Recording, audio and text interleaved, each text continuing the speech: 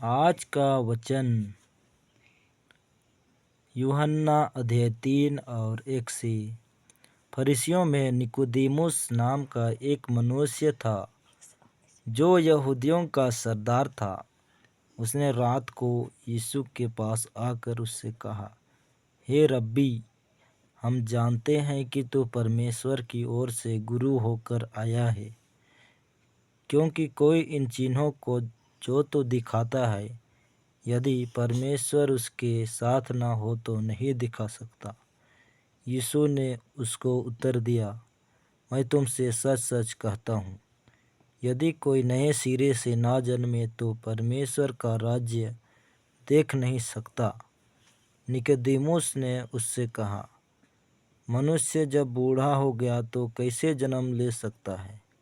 क्या वह अपनी माता के गर्भ में दूसरी बार प्रवेश करके जन्म ले सकता है? यीशु ने उत्तर दिया, मैं तुझसे सच सच कहता हूँ, जब तक कोई मनुष्य जल और आत्मा से ना जन्मे तो वह परमेश्वर के राज्य में प्रवेश नहीं कर सकता।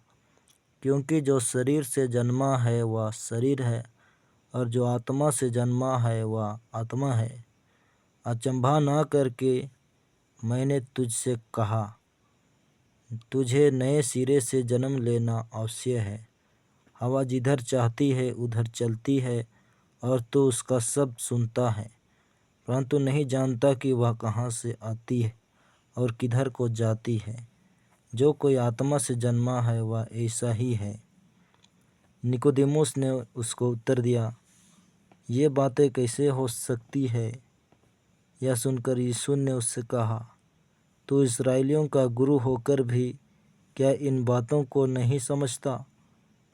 मैं तुझसे सच सच कहता हूँ कि हम जो जानते हैं वह कहते हैं, और जिसे हमने देखा है उसकी गवाही देते हैं, और तुम हमारी गवाही ग्रहण नहीं करते। जब मैंने तुमसे पृथ्वी पर की बातें कही और तुम विश्वास नहीं करते, तो मैं तुमसे स्वर्ग की बातें कहूँ तो फिर कैसे विश्वास करोगे? कोई स्वर्ग पर नहीं चढ़ा, केवल वही जो स्वर्ग से उतरा, अर्थात मनुष्य का पुत्र जो स्वर्ग में है। और जिस रीति से मूसा ने जंगल में सांप को ऊंचे पर चढ़ाया, उसी रीति से आवश्यक है कि मनुष्य का पुत्र भी ऊंचे पर चढ़ाया जाए, ताकि जो कोई इस पर विश्वास करे वह अनंत जीवन पाए।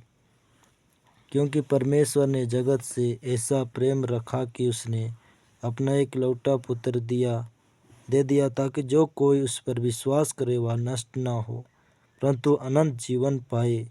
परमेश्वर ने अपने पुत्र को अनंत जगत में इसलिए नहीं भेजा कि जगत पर दंड की आज्ञा दे, परंतु इसलिए कि वह जगत उसके द्वारा उद्धार पाए। जो उस पर विश्वास करता है वह उस पर दंड की आज्ञा नहीं होती, परंतु जो उस पर विश्वास नहीं करता वह दोषी ठहर चुका है, इसलिए कि उसने परमेश्वर के एकलौते पुत्र के नाम पर विश्वास नहीं किया।